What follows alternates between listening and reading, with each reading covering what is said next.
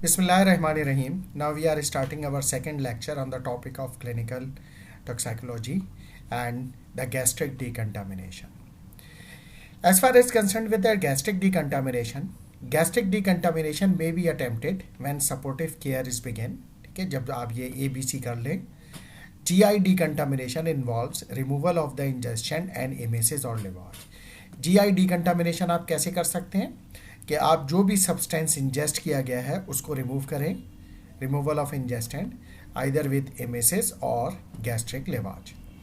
अच्छा, इसके अलावा the use of activated charcoal potentially to bind any ingestant and the use of cathartic to hasten the excretion and thereby limit absorption. इसके अलावा आप activated charcoal use कर सकते हैं जो वो उन सब्सटेंस से बाइंड हो सकता हो और उसकी एब्जॉर्प्शन को प्रिवेंट कर सकता हो. इसके अलावा कैथार्टिक्स आप यूज़ कर सकते हैं जो कि स्टूल के साथ एक्सक्रीशन को बढ़ाएगा ताकि जो भी जीआई ट्रैक्ट में ऐसा इंजेस्टेंट है या टॉक्सिकेंट है जो की वजह से टॉक्सिसिटी हो रही है वो तेज़ी से बॉडी से एलिमिनेट हो जाए. इमेसिस के लिए क्या इंपॉर्टेंट पैरामीटर्स हैं? सबसे पहले कॉन्ट्राइंडिकेशंस, यानी इसमें जो है आपने किन चीज़ों का ख्याल रखना है.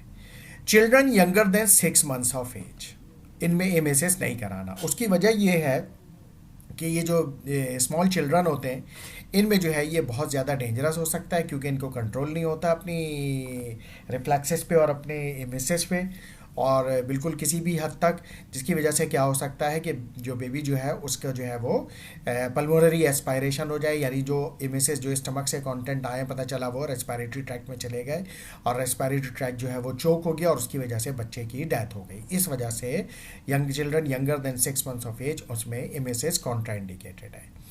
इसके अलावा patient with central nervous system depression और सीजर, दोनों सिचुएशन में डिप्रेशन हो या सीजर हो तो उसमें भी जो है वो ये कंडीशन को और वर्स कर सकता है. Patient who have ingested strong acid alkalis और शार्प ऑब्जेक्ट्स, एसिड्स हों या अल्कलीज हों, क्योंकि जिस तरह से वो गए थे पूरे जीआई ट्रैक्ट को, यानी जो माउथ इसोफिगस को नुकसान पहुंचाते हुए दोनों एसिड और अल्कली, उसी तरीके से जब वो रिवर्स होंगे तो और मज़ीद जीआई ट्रैक्ट की लाइनिंग को नुकसान पहुंचाएंगे. शार्प ऑब्जेक्ट वो भी जो है, क्योंकि शार्प ऑब्जेक्ट जो है वो भी गैस्ट्रिक म्यूकोसा को, इसोफिजियल म्यूकोसा को डैमेज कर सकता है. इसी वजह से इनमें भी एमएसएस कराना इट इज़ नॉट अप्रोप्रिएट.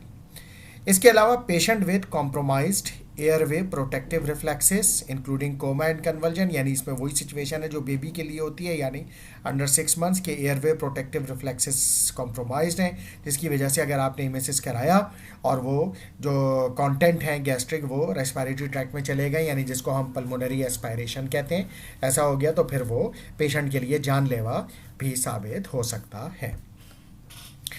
इसके अलावा patients who have ingested some types of hydrocarbons और पेट्रोलियम डिस्टिलेट्स, हाइड्रोकार्बन जैसे कि मिट्टी का तेल है या पेट्रोल है इस तरह का है और दूसरे पेट्रोलियम डिस्टिलेट्स हैं, उस तरह का कोई आइटम जो है वो पेशेंट ने इंजेस्ट किया हुआ हो, लाइक फॉर एग्जांपल उसने जो है वो सुसाइड के लिए इस तरह की कोई चीज़ ली थी. इसके अलावा patients who have ingested substances with an extremely rapid onset of action, इसलिए कि उसका ऑनसेट ऑफ एक्शन हो गया है, जितनी मैक्सिमम एब्जॉर्प्शन उस ड्रग की या उस इंजेस्टेड सब्सटेंस की हो सकती थी वो हो गई है. अब आप एमेसिस कराते रहें उससे कोई फ़र्क नहीं पड़ेगा, तो उसमें भी कॉन्ट्रा इंडिकेटेड है. इसके अलावा patient with emesis after injection, यानी जिसको वैसे ही एमेसिस हो रहा हो, यानी खुद ही जो है वो पेशेंट एमेटिक हो, यानी एमेसिस हो रहा हो, वोमिटिंग हो रही हो, तो उस सूरत में भी जो है वो आपको फिर जो है वो एमेसिस फर्दर जो है वो कराने की ज़रूरत नहीं होगी. अब सवाल ये पैदा होता है कि एमेसिस के लिए आप देंगे क्या? You will give syrup of ipecac. ठीक है, सिरप ऑफ आइपेकेक आपने देना है. Owing to the concerns of safety, efficacy and delay of antidotal administration, syrup of ipecac is no longer recommended for journal use. ठीक है, इसकी सेफ्टी के बहुत सारे इश्यूज हैं, एफिकेसी और डिले ऑफ एंटीडोट एडमिनिस्ट्रेशन, इसकी वजह से ये एक जर्नल यूज़ में रिकमेंड नहीं है. Ipecac may be administered within 30 minutes of injection. ठीक है, यानी आधे घंटे के अंदर अंदर ऑफ इंजेक्शन ये आप दे सकते हैं, and only on the advice of poison control centre की एडवाइस पे अगर आप घर पे दे रहे हैं, और अगर हॉस्पिटल में होगा तो वो फिर जो फार्मासिस्ट या फिजिशियन रिकमेंडेशन की बेस पर ये जो होगा सिरप ऑफ आइपिकैक दिया जाएगा, क्योंकि इसके सेफ्टी कंसर्न्स भी हैं। इसके अलावा सेफ्टी कंसर्न्स भी हैं, और फिर ये कि ये देखना पड़ेगा कि ये कॉन्ट्राइंडिकेशन वाला इसमें से कोई केस तो नहीं है, इस वजह से इसको देखना पड़ेगा। तो ये तो था इमेसिस के हवाले से। Gastric lavage which is another important way, means के वॉशिंग ऑफ ये stomach. Gastric lavage is infrequently used किसमें? In patients who are not alert or have administered or have diminished gag reflexes, ठीक है, जिसके जो है वो जीआई ट्रैक्ट के जो रिफ्लेक्सेस हो वो वीक हो और जो है वो नॉट अलर्ट हो, तो उसमें जो है वो गैस्ट्रिक लिवाज जो है वो नहीं यूज़ किया जाएगा, it is not appropriate. This procedure should also be considered in patient who are seen early after massive injection, यानी जिसने मैसिव इंजेक्शन की है टॉक्सिकेंट की, तो उनको जो है अर्ली और आपको पता चल गया है, तो फिर आप उस वक्त इसका गैस्ट्रिक लिवाज की टेक्निक को यूज़ कर सकते हैं। लेकिन इसी तरह से इसकी भी कुछ कॉन्ट्राइंडिकेशन है। This procedure is contraindicated in patients who have ingested acid, alkalis और हाइड्रोकार्बन्स, ठीक है, क्योंकि इसमें कोई फ़ायदा नहीं है, और जब आप इसका इलाज करेंगे तो वो जो होगा वो और फर्दर डैमेज करेगा। In addition, patient should not receive gastric lavage if they are at risk of GI perforation or if they are combative।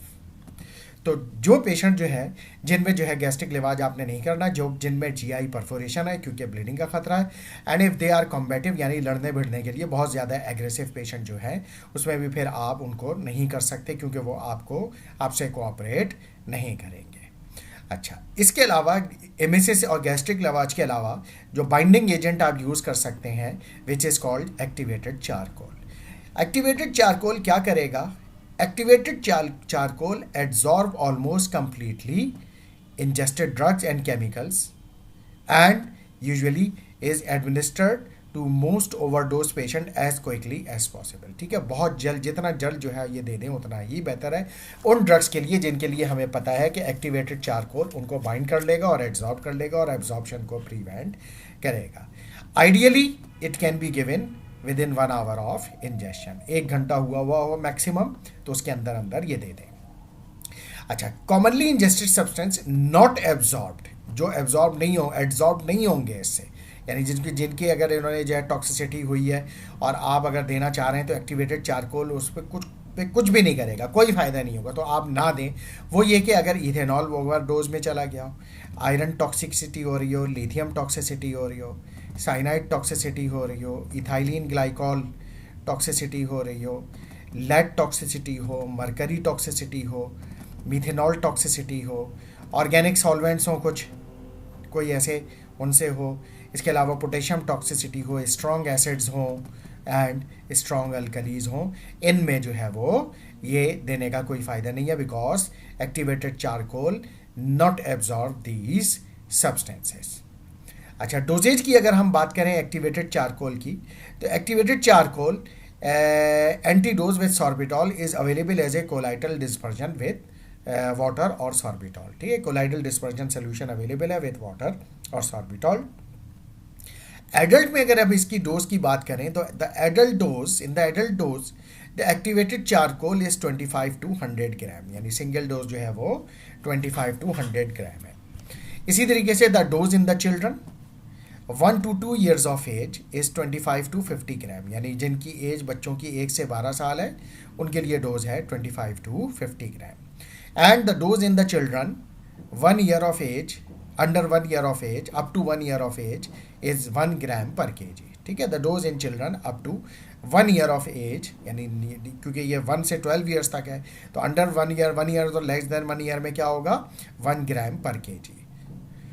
अच्छा, constipation has not been observed after the administration of single dose of activated charcoal, क्योंकि इससे ये खदशा होता है कि कहीं constipation ना हो, but in clinical studies it has not been observed कि जो है वो इससे किसी किस्म का कोई कॉन्स्टिपेशन डेवलप हुआ हो जब single dose of activated charcoal दी गई है। हाँ, अगर मल्टीपल डोजेज दी जा रही हैं, multiple doses of any cathartic should be avoided because they can cause electrolyte imbalances and और डिहाइड्रेशन। हाँ, अगर मल्टीपल डोज दी जा रही हो तो फिर खदशा होता है कि जो है इससे कॉन्स्टिपेशन होने लगे, तो उसके साथ कैथार्टिक आप दे सकते हैं, लेकिन multiple doses of any cathartic should be avoided, क्योंकि उससे क्या होगा कि बहुत ज़्यादा वाटर का भी लॉस हो जाएगा, जिसकी वजह से इलेक्ट्रोलाइट इम्बैलेंसेज और डिहाइड्रेशन हो जाएगी। तो आपको पेशेंट को मुसलसल मॉनिटर करते रहना पड़ेगा। Toxic injection with drugs having a enterohepatic circulation, या ऐसी ड्रग जिनका एंटारोहेपेटिक सर्कुलेशन बहुत ज़्यादा है, यानी वो जीआई ट्रैक से एब्जॉर्ब होती हैं, एब्जॉर्ब होने के बाद फिर वो ब्लड में जब आती हैं तो मीसेंट्रिक सर्कुलेशन से लेवर में जाती हैं, लेवर में दोबारा से बाइल के साथ मिक्स होकर फिर कॉमन बाइल डक्ट से दोबारा जीआई ट्रैक्ट में आ जाती हैं, फिर वहाँ से एब्जॉर्ब होती हैं और इस तरह से फिर मीसेंट्रिक सर्कुलेशन में जाती हैं, फिर इस लेवर में जाती हैं, वहाँ से बाइल के साथ डिजॉल्व होकर फिर कॉमन बाइल डक्ट से जीआई ट्रैक्ट में आ जाती हैं। तो इसको हम कहते हैं एंटारोहेपेटिक सर्कुलेशन। तो ये जो ड्रग्स हैं, चाहे कार्बामेज़ेपिन का एंटारोहेपेटिक सर्कुलेशन है, थियोफाइलिन का है, फिनोबार्बिटॉल का है, ट्राईसाइक्लिक एंटी डिप्रेसेंट्स का है, फिनोथायजीन्स जो एंटीसाइकोटिक्स हैं उनका है, डिजिटैलिस का है। सो जब वो दोबारा आएंगी तो इस वजह से जब वो दोबारा आएंगी तो उनको दोबारा वहाँ पे चारकोल मिलना चाहिए बाइंड होने का। इसी वजह से generally require the charcoal be readministered every 6 hour to prevent the reabsorption from the recirculation, यानी जब वो कॉमन बाइल डक्ट से दोबारा पहुँचें जीआई ट्रैक्ट में तो फिर जो है वहाँ पर दोबारा जो है वो अगली डोज चारकोल की आपने दी हुई हो ऑलमोस्ट एवरी 6 आवर, ताकि वहाँ पे चारकोल जो मौजूद होगा वो इस आने वाली ड्रग के साथ बाइंड हो जाएगा और इसको दोबारा एब्जॉर्ब होने नहीं देगा। तो इस तरह से इसकी टॉक्सिसिटी को कंट्रोल किया जा सकता है। एडवर्स इफेक्ट्स की अगर हम बात करें तो charcoal aspiration and empyema have been reported in the literature. तो ये दो इश्यूज हैं, charcoal aspiration and empyema. Empyema क्या होता है? इसमें जो है वो थॉरेक्स में जो है वो पस बनना शुरू हो जाता है। तो charcoal aspiration and empyema have been reported in the literature. As such charcoal should be withheld if patients are vomiting. अगर पेशेंट वोमिटिंग कर रहा हो तो फिर चारकोल जो है वो विदहेल्ड कर दें। इसके अलावा बाउल ऑब्स्ट्रक्शन में आकर with multiple doses of activated charcoal, वही कॉन्स्टिपेशन हो जाता है, ठीक है, एक्टिवेटेड चारकोल, एंड और patients who are receiving concomitant therapy with neuromuscular blocking agent. और वो पेशेंट जो कि न्यूरोमस्कुलर ब्लॉकिंग एजेंट ले रहे हैं उनमें ये बाउल ऑब्स्ट्रक्शन के चांसेस बहुत ज़्यादा होते हैं। उसकी वजह ये होती है कि न्यूरोमस्कुलर ब्लॉकिंग एजेंट जो होते हैं वो जीआई ट्रैक्ट को भी, जो नर्व जो हैं वो नर्व जो हैं जो सिग्नल सप्लाई कर रही हैं वो भी ब्लॉक होने लगती हैं, तो जिसकी वजह से जीआई मोटिलिटी रिड्यूस हो जाती है और मिटिगेट हो जाती है। तो उसकी वजह से जो है वो बाउल ऑब्स्ट्रक्शन जो है वो उसके चांसेस बढ़ जाते हैं। इसके अलावा जो अगली टेक्निक है that is whole bowel irrigation, यानी बाउल की इरिगेट करना, पानी से वॉश करना। Whole bowel irrigation has been shown to be effective under certain conditions, ठीक है, particularly when activated charcoal lacks efficacy, ख़ास तौर से उस केस में जब ये चारकोल की एफिकेसी जो हो वो नहीं आ रही हो। An isoosmotic cathartic solution such as polyethylene glycol is used, ठीक है, and the doses is 1 to 2 litre given orally जो है ये इसकी डोज दी जाएगी या फिर नेजोगैस्ट्रिक ट्यूब से until the rectal effluent is clear, until जब तक देते जाएंगे जब तक के जो है वो रेक्टल एफ्लुएंट यानी जो है वो रेक्टम से जो है वो एफ्लुएंट यानी सब्सटेंस जो है वो बिल्कुल क्लियर आना ना शुरू कर दे। तो इसको हम कहते हैं होल बाउल इरिगेशन। इसके अलावा जो आप टेक्निक यूज़ कर सकते हैं that is called forced diuresis and urinary pH manipulation.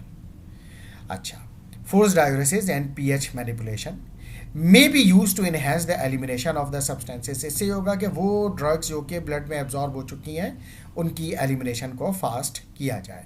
और कौन सी ड्रग्स जिनकी एलिमिनेशन को फास्ट किया जाए? Whose elimination is primarily renal, यानी जिनकी जो मेन रूट ऑफ एलिमिनेशन है ड्रग का वो किडनी है। if the substance has a relatively small volume of distribution, ठीक है, यानी वॉल्यूम ऑफ डिस्ट्रीब्यूशन जिसका कम है, विद लिटिल प्रोटीन बाइंडिंग, ठीक है, however the use of these methods is associated with electrolyte and fluid disturbances, क्योंकि आप डायलिसिस करा रहे हैं तो फिर उस सूरत में जो है वो इस चीज़ का खदशा होता है कि वाटर एलिमिनेट ज़्यादा हो जाएगा बॉडी से डायलिसिस की वजह से, जिसकी वजह से फ्लूइड की डेफिशिएंसी हो जाएगी बॉडी में, यानी वही डिहाइड्रेशन और इलेक्ट्रोलाइट डिसबैलेंस के भी, इलेक्ट्रोलाइट डिस्टर्बेंसेस के भी चांसेस होंगे।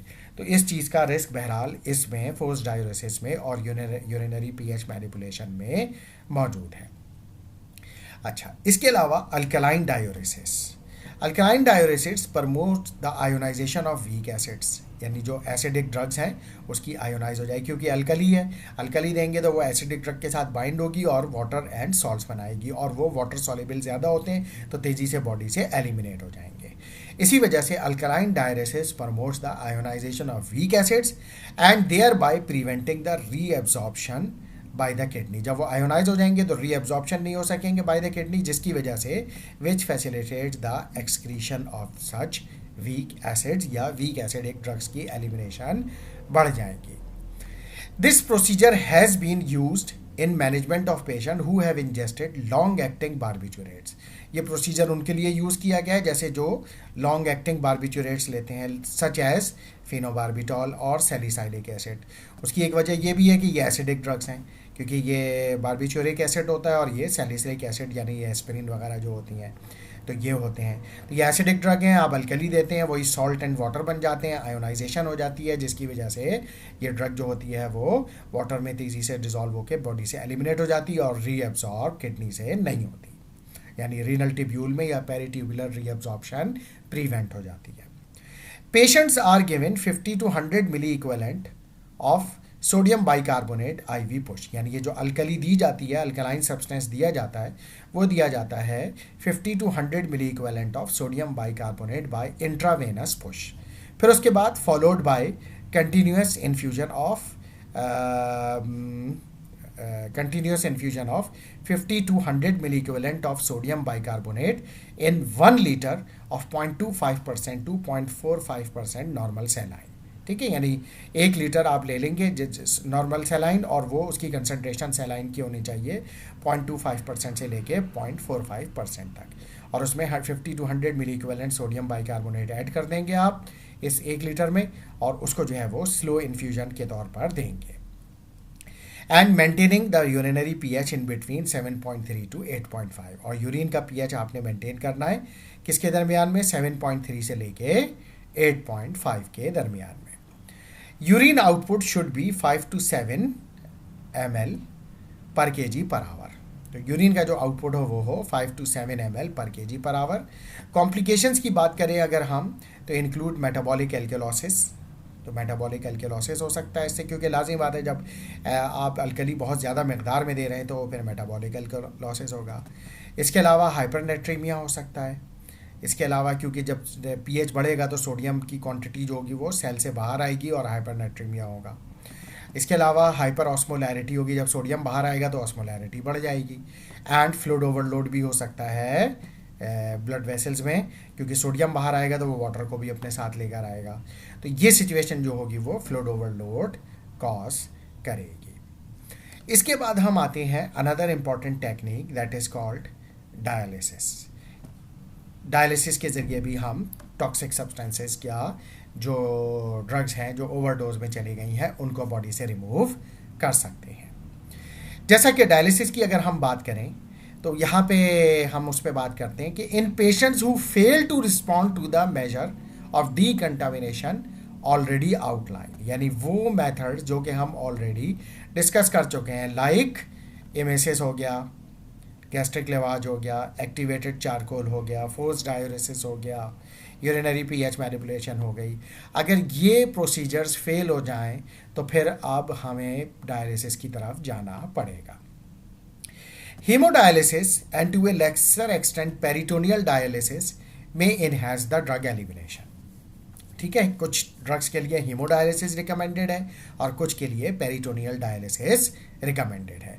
तो ये जो है वो प्रोसीजर जो है आप यूज़ कर सकते हैं अगर आपके जो पिछले मेजर हैं वो फेल हो गए। तो ये जो होंगे हीमोडायलिसिस एंड पेरिटोनियल डायलिसिस में enhance drug elimination. Substances that are removed by hemodialysis are generally water soluble and have a small volume of distribution, यानी ऐसी ड्रग्स जो कि वाटर सॉल्युबल हों, लेस ऑयल सॉल्युबल यानी लिपिड सॉल्युबल, वो हाइमोडायलिसिस से बहुत तेज़ी से रिमूव हो जाती हैं और उनका वॉल्यूम ऑफ डिस्ट्रीब्यूशन भी स्मॉल होना चाहिए। लाइक फॉर एग्जांपल वो ड्रग जिनका वॉल्यूम ऑफ डिस्ट्रीब्यूशन हो 0.5 लीटर पर केजी या have a low molecular weight, और low molecular weight means less than 500 dalton, and are not significantly bound to the plasma protein. और एक और शर्त यह है कि उनकी प्रोटीन बाइंडिंग बहुत ज़्यादा स्ट्रॉन्ग नहीं होनी चाहिए। अच्छा, haemodialysis is usually indicated for life threatening injection of ethylene glycol. Ethylene glycol की लाइफ थ्रेटनिंग इंजेक्शन के लिए ये यूज़ होता है। इसके अलावा मिथेनॉल की टॉक्सिसिटी, मिथेनॉल जैसा कि इसको हम कच्ची शराब भी कहते हैं, तो ये जो है इसकी टॉक्सिसिटी में यूज होता है इसकी, जो क्योंकि ये बहुत तेज़ी से लेवर को डैमेज करता है। और पैराकोइट,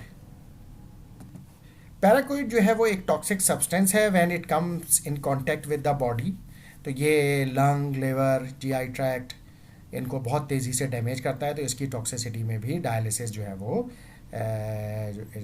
वो इंडिकेटेड है। इसके अलावा this technique also has been use to enhance the elimination of ethanol, अगर इथेनॉल की टॉक्सिसिटी हो गई है। थियोफाइलिन टॉक्सिसिटी, थियोफाइलिन ओवरडोज में चली गई है। इसके अलावा लिथियम टॉक्सिसिटी जो कि बाइपोलर डिसऑर्डर में यूज़ होती है। सैलिसाइलेट्स डिफरेंट टाइप के लाइक एसिटाइल सैलिसिलिक एसिड जो कि एस्प्रिन है, and also in case of toxicity of long acting barbiturates, यानी बारबिचुरेट्स लाइक फिनोबारबिटॉल, मेफाबारबिटॉल वगैरह जो जितनी भी जो आती हैं, ये इनकी टॉक्सिसिटी में इसको हम डायलिसिस की टेक्निक को यूज़ कर सकते हैं और सिचुएशन होने हो अगर लाइफ थ्रेटनिंग उस सूरत में। नेक्स्ट टेक्निक जो है that is called haemoperfusion. Haemoperfusion क्या है? Haemoperfusion is a technique in which the anticoagulated blood is passed through a column containing activated charcoal or resin particle। इसमें क्या होता है कि एक ट्यूब से यानी ब्लड निकाला जाता है बॉडी से, मेन बिग वेन से, और उसको पास किया जाता है एक कॉलम से। उस कॉलम के अंदर एक्टिवेटेड चारकोल और रेजिन होते हैं जो क्या करते हैं कि ब्लड के अंदर जो इस तरह के सब्सटेंसेज होते हैं वो उनको बाइंड कर लें, और बाइंड करने के बाद ये जब ब्लड जो है वो आगे प्रोसेस किया जाता है तो फिर ये दोबारा बॉडी के अंदर एंटर कर दिया जाता है। This method of elimination clear substances from the blood more rapidly than haemodialysis, यानी इसके जो रिस्पॉन्स है वो और ज़्यादा रैपिड है compare to haemodialysis, but it does not correct the fluid and electrolyte abnormalities. ठीक है, ये बहुत ज़्यादा तेज़ी से फ्लूइड और इलेक्ट्रोलाइट एबनॉर्मेलिटीज़ करता है एज डज हीमोडायलिसिस, जबकि हीमोडायलिसिस में इतनी तेज़ी से और इतना ज़्यादा इलेक्ट्रोलाइट और फ्लूइड एबनॉर्मेलिटीज नहीं होती हैं। Haemoperfusion although more effective in removing phenobarbital, phenytoin, carbamazepine, methotrexate and theophylline than hemodialysis is less effective in removing ethanol or methanol। ठीक है, तो हीमोपरफ्यूजन जो है वो मोर इफेक्टिव है इन रिमूविंग फिनोबारबिटॉल, फेनिटॉइन और इसके अलावा कार्बामेजेपिन, मिथोट्रेक्सेट, थियोफाइलिन, यानी इनको ज़्यादा इफेक्टिवली रिमूव करता है। और इथेनॉल और मिथेनॉल पे देखा गया है कि हीमोपरफ्यूजन इज़ नॉट वेरी इफेक्टिव और इट इज़ लेस इफेक्टिव, उसके लिए हीमोडायलिसिस ही ज़्यादा बेहतर टेक्निक है। कॉम्प्लिकेशंस की बात करें तो complications of haemoperfusion include thrombocytopenia, leukopenia यानी प्लेटलेट काउंट कम हो जाती है, leukopenia white blood cell count कम हो जाती है, हाइपोकैल्सीमिया कैल्शियम काउंट ब्लड में कम हो जाती है, हाइपोग्लाइसीमिया यानी ग्लूकोज लेवल भी कम हो जाता है, and sometime also cause hypotension. तो ये इसकी कॉम्प्लिकेशंस हैं जिसको मुसलसल पे, यानी इसका मतलब है पेशेंट को मुसलसल मॉनिटर करते रहना पड़ेगा। तो इसके साथ ही हमने जर्नल मैनेजमेंट ऑफ टॉक्सिसिटी यानी पॉइजन मैनेजमेंट या ओवरडोज मैनेजमेंट हमने कंप्लीट कर ली है। अब हम यहाँ से स्टार्ट करेंगे अपने स्पेसिफिक एजेंट, यानी अगर हमारे पास केस आया है किसी पर्टिकुलर ड्रग की टॉक्सिसिटी का तो हमने उसको कैसे मैनेज करना है। तो जो सबसे पहले हम बात करेंगे मैनेजमेंट ऑफ स्पेसिफिक इंजेक्शन में, the first drug which is commonly use is called acetaminophen, Tylenol और पैरासीटामोल। जो कि सबसे ज़्यादा कॉमनली यूज़ होती है और बहुत ज़्यादा यूज़ होती है। एसिटामाइनोफेन क्या है? इज़ एन एंटीपायरेटिक एनाल्जेसिक, यानी जो है वो fever reducing antipyretic and analgesic यानी pain killer that can produce fatal hepatotoxicity. और ये क्या कर सकती है? फेटल यानी जिससे जान भी जा सकती है, हेपेटोटॉक्सिसिटी यानी लिवर को डैमेज कर सकती है in untreated patient through the generation of toxic metabolite. क्यों ये लिवर के लिए टॉक्सिक है? क्योंकि इसके जो मेटाबोलाइट होते हैं वो टॉक्सिक होते हैं, तो उस वजह से जो है वो लिवर के लिए टॉक्सिक होंगे और वो बहुत तेज़ी से लिवर को डैमेज कर देंगे, जिसकी वजह से जो है वो जान भी यानी it may be fatal if it is use in overdose और इन टॉक्सिक डोज और इन इनएप्रोप्रिएट फॉर्म, तो फिर ये इस किस्म की टॉक्सिसिटी कॉज करेंगे। अवेलेबल डोजेज फॉर्म की अगर हम बात करें तो acetaminophen is available in a variety of OTC and prescription drug product. OTC product में भी अवेलेबल है, यानी ओवर द काउंटर मेडिकेशन जो हैं जो पेशेंट खुद ही खरीद सकता है मार्केट से विदाउट एनी मेडिकल प्रिस्क्रिप्शन, और बहुत सारी प्रिस्क्रिप्शन ड्रग में भी एसिटामाइनोफेन अवेलेबल होती है। टॉक्साइकोकाइनेटिक्स की अगर हम बात करें तो acetaminophen is well absorb from the GI tract and half life is in between 2 to 3 hours. इसकी जो हाफ लाइफ है 2 से 3 घंटे है। And less than 5% excreted unchange in the urine and the remainder is metabolize in the liver by cytochrome P450 system and most of the part is eliminated from the liver. अच्छा, clinical presentation की अगर हम बात करें इसकी तो वो क्या है? फेज़ 1, इसके हमने 3 फेजेस में डिवाइड किया है, phase 1, phase 2 and phase 3। Phase 1 में क्या होगा? 12 to 24 आवर इंजेक्शन, यानी ड्रग लेने के 12 से 24 घंटे में अगर कोई प्रॉब्लम होगी तो क्या होगा? नौजिया होगा, वोमिटिंग होगा, एनोरेक्सिया यानी भूख लगना बंद हो जाएगी, एंड डायाफोरेसिस यानी पसीना बहुत आएगा। Anorexia, nausea, vomiting, anorexia and diaphoresis, बहुत तेज़ी से पसीना आएगा। इसके बाद 1 to 4 आवर पोस्ट इंजेक्शन कुछ भी नहीं होगा, the patient will be asymptomatic.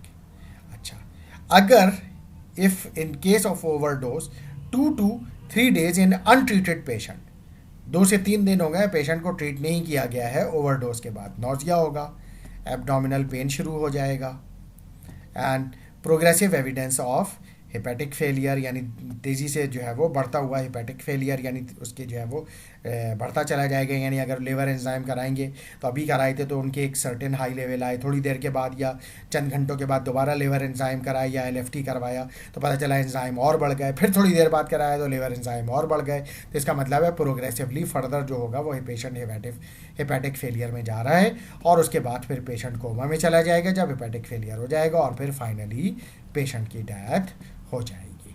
तो ये जो होगी इसकी पेशेंट की क्लिनिकल प्रेजेंटेशन होगी इफ़ पेशेंट इज़ अनट्रीटेड। अच्छा, लेबॉर्ट्री डेटा अगर हम कराएं तो उस वक्त हमने इसको कैसे मैनेज करना है? तो लेबॉर्ट्री डेटा की अगर हम बात करें तो सीरम एसिटामाइनोफेन लेवल्स को हम चेक करें। अगर इसका टाइम है तो patients with greater value, greater level, patients with greater level greater than 50, 150, 70 और 140 और 40 मिलीग्राम पर ml एट 4, 8 और 12 आवर, यानी 4 घंटे में 150 मिलीग्राम पर ml हो, और 8 घंटे में 70 मिलीग्राम पर ml हो, और 12 घंटे में 40 मिलीग्राम पर ml हो। After injection require antidotal therapy, और एंटीडोटल थेरेपी किससे करेंगे? विद एन एसिटाइल सिस्टीन और NAC, with N acetylcysteine NAC जिसका शॉर्ट फॉर्म है according to Rumack Matthew nomogram, जो कि एक स्पेसिफाइड साइंटिस्ट ने जो है ये नोमोग्राम दिया है कि लेवल्स ये हों तो इतनी क्वांटिटी में देनी है, लेवल ये हों तो इतनी क्वांटिटी में देनी है। Baseline liver function test should be done in all patients, यानी फॉर LFT करवा लें, लिवर एंजाइम देख लें पेशेंट में, सस्पेक्टेड पेशेंट में, ताकि आपको अंदाज़ा होता रहे कि LFT जो है वो फर्दर डिटेरियोरेट तो नहीं हो रहा, पेशेंट मजीद जो है वो उसकी कंडीशन ख़राब तो नहीं हो रही। इसके अलावा renal function test and blood urea nitrogen, serum creatinine should be done, ताकि आपको किडनी फंक्शन का भी अंदाज़ा रहे कि वो ठीक है या नहीं है। इसके अलावा coagulation studies including prothrombin time, partial thromboplastin time and bleeding time भी चेक करते रहें, क्योंकि इसका लिवर फंक्शन से बहुत गहरा ताल्लुक है, क्योंकि जो कोगुलेशन, प्रो कोगुलेशन और एंटी कोगुलेंट प्रोटीन जो होती है वो लिवर ही बनाता है, इस वजह से चेक करते रहें। ट्रीटमेंट इसका क्या है? Adult patients who have ingested more than 10 gram. More than 10 ग्राम का मतलब क्या हुआ? देखिए, एक टैबलेट होती है 500 मिलीग्राम की, यानी 0.5 ग्राम की, और नॉर्मल एडल्ट डोज जो होती है वो 2 टैबलेट होती है, यानी 1 ग्राम, यानी उसकी 10 टाइम्स 10 ग्राम। यानी इसका मतलब ये हुआ कि कितनी डोज हो गई? 2 टैबलेट का मतलब हुआ 1 ग्राम, तो 10 टैबलेट का मतलब हुआ 0.5 ग्राम, तो ये तकरीबन 20 टैबलेट बनेगी। ठीक है, तो 20 टैबलेट जो होंगी वो 10 ग्राम के बराबर होंगी। तो इतनी इससे, यानी patient who have ingested more than 10 ग्राम और children who have ingested more than 200 milligram per KG require the treatment. लेकिन खैर ये हार्ड एंड फास्ट नहीं है, किसी को जो है 8 ग्राम पे भी टॉक्सिसिटी होगी, किसी को 7 ग्राम पे भी टॉक्सिसिटी होगी। ये एक जर्नल गाइडलाइन है।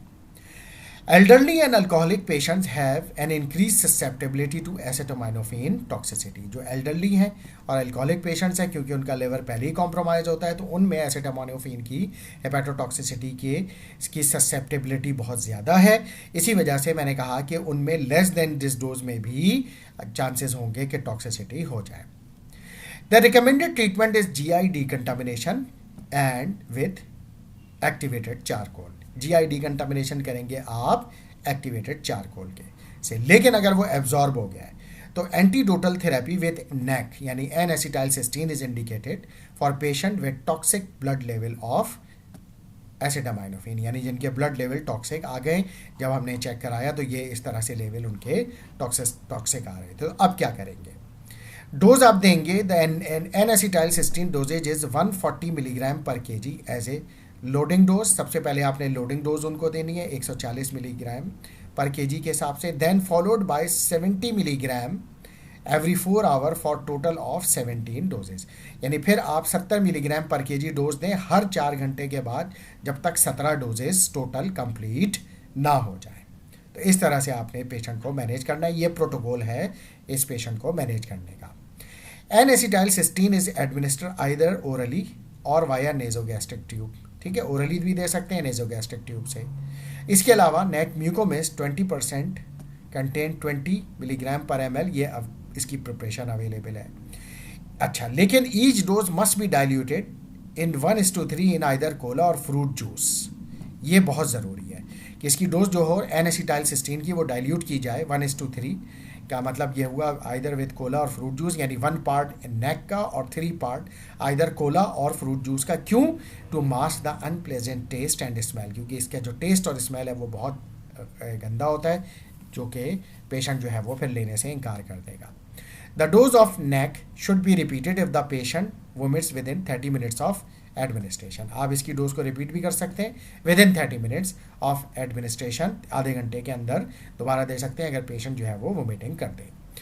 Patient with severe nausea secondary to NAC may be pretreated with IV metoclopramide 10 milligram every 6 hours. तो वो पेशेंट जिनको नोजिया हो रहा हो सेकेंड नेक के बाद, तो उनको आप पहले IV मेटोक्लोप्रामाइड दे दें, जो कि प्रोकाइनेटिक ड्रग है, जिससे वोमिटिंग कंट्रोल हो जाएगी, नोजिया कंट्रोल हो जाएगा। डोज कितनी देंगे? 10 milligram every 6 hour. Metoclopramide act as an antiemetic while increasing the rate of NAC absorption. जो मेटोक्लोप्रामाइड जो होगी एंटीमेटिक का काम करेगी और नेक की एब्जॉर्प्शन को बढ़ाएगी, ताकि वो अपना एंटीडोटल मैकेनिज्म पे काम कर सके। इंट्रावेनस N-acetylcysteine लोडिंग डोज कितनी है? 150 milligram per KG over 60 minute दी जाएगी, 60 मिनट के शॉर्ट इन्फ्यूजन से। मेंटेनेंस डोज की अगर हम बात करें तो 50 milligram per KG over 4 hour followed by 100 milligram per KG over 16 hour. ठीक है, तो यानी पहले 50 milligram per KG over 4 our, इतने 4 घंटे में ये इन्फ्यूज़ की जाएगी। फिर उसके बाद आपने क्या करना है, 100 मिलीग्राम पर केजी आपने देनी है 16 घंटे में पेशेंट को। अच्छा, anaphylactoid reaction are observe in approximately 20% of the patient. तो फिर आपको एहतियात करनी पड़ेगी, यानी आपके पास तमाम जो है वो प्रिपरेशन मौजूद हो कि अगर खुदा खास्ता एनाफाइलेक्टाइड रिएक्शन हो तो आपने उसको रिवर्स कैसे करना है।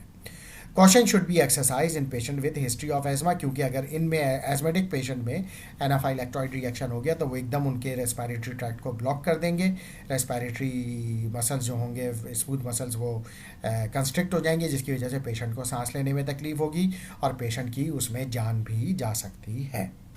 तो इस तरह से आपने इस पेशेंट को एसिटामिनोफेन की टॉक्सिसिटी को मैनेज करना है। इसके बाद जो नेक्स्ट टॉपिक है दैट इज़ अल्कोहल्स। अल्कोहल्स हम डिस्कस करेंगे अपने नेक्स्ट लेक्चर में। इस लेक्चर को हम यहाँ पे कंप्लीट करते हैं। Thank you very much.